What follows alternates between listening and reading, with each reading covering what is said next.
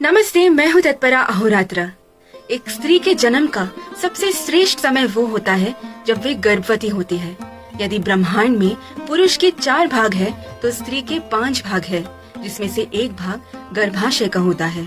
हम श्री विष्णु को अपने सभी 10 अवतार यानी कि मत्स्य, कूर्मा, वराह, नरसिम्हा, वामना, परशुरामा, रामा, कृष्णा, बुद्धा, कल्कि इन अवतारों को गर्भाशय में धारण करते हुए देख सकते हैं। प्रथम मास में बच्चा मीनाकृति का होता है और मत्स्यावतार धारण करता है। दूसरे मास में बच्चे के चारों तरफ हाथ और पैर आते हैं, जिससे वे कूर्मा अवतार धारण करता है। तीसरे मास में बच्चा वराह स्वामी के अवतार को धारण करता है और नन्हे सुअर की आकृति में पाया जाता है। चौथे मास में बच्चे को पहली बार नाखून और बाल उगने की शुरुआत होती है और ये कहलाता है नरसिम्हा अवतार। 5वें मास में बच्चा एक कुब्ज मानव, नन्हे मानव के आकृति में पाया जाता है और कहलाता है वामना अवतार। 6वें मास में बच्चा एक पूर्ण मनुष्य की आकृति में आ जाता है, परंतु उसमें किसी भी तरह के भावनाएं उत्पन्न नहीं हुई होती है, इसीलिए वो कहलाता है परशुराम अवतार। 7वें मास में बच्चे में भावनाएं उत्पन्न होने की शुरुआत होती है, इसीलिए वे कहलाता है मर्यादा पुरुषोत्तम श्री राम अवतार। 8वें मास में बच्चे में बुद्धि उत्पन्न होती है। श्री कृष्ण गीता का सार बच्चे में भरते हैं, इसीलिए वे कहलाता है कृष्णा अवतार। 9वें मास में बच्चा सही और गलत की समझ और ज्ञान को हासिल करता है, इसीलिए वे बुद्धावतार कहलाता है।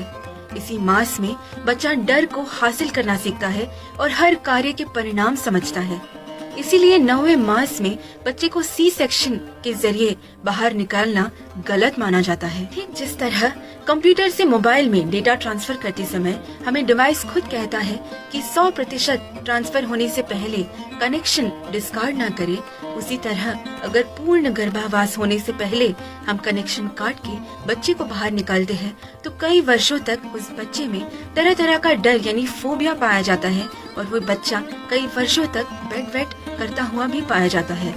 अगर अप्राकृतिक रूप से बच्चे को बाहर निकाला जाता है तो बच्चे की इम्यूनिटी कम हो जाती है।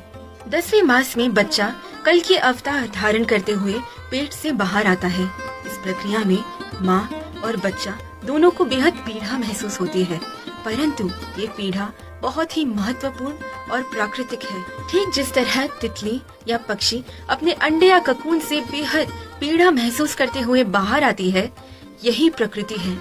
इसी प्रक्रिया से उन्हें रोग प्रतिरोधक शक्तियाँ हासिल होती है। अगर हम उनकी पीड़ा कम करने के लिए उन्हें काट के या तोड़ के बाहर निकालते हैं तो उन्हें जीवन भर तरह तरह की पीड़ा या रोग प्रतिरोधक क्षमता की कमी से गुजरना पड़ेगा। आजकल हो रहे C section deliveries, caesarean deliveries एक बहुत बड़ा स्कैम, बिजनेस और प्रकृति के बिल्कुल खिलाफ है। अगर प्राकृतिक रूप से छोड़ा जाए तो 99% यानी 99% डिलीवरीज नॉर्मल होंगी। मात्र कुछ ऐसे गंभीर परिस्थितियों में, जैसे कि अगर बच्चे का सर आने वाले रास्ते से बड़ा है, तब वहाँ पर सिजेरियन डिलीवरीज होनी चाहिए और ये सिर्फ 1 या 2% पाई जाती है, यानी कि कम से कम 95% डिलीवरीज नॉर्मल होनी चाहिए। परंतु आज 90% से ज्यादा सिजेरियन डिलीवरीज हो रही है और ये इसीलिए क्योंकि मेडिकल इंडस्ट्री ना ही सिर्फ पैसा कमाना चाहती है, लेकिन लेबर पेन के इंतजार ना करते हुए अपना समय भी व्यर्थ नहीं करना चाहती। हमारा समझदार और सतर्क होना बेहद जरूरी है। ज्ञान डर को मारता है और अगर डर नहीं है तो कोई भी आप पे सवारी नहीं करेगा। आजकल कितने ही महिला कार, ऑटो, यहाँ तक कि उद्यान में डिलीवरी करती हुई पाई गई है।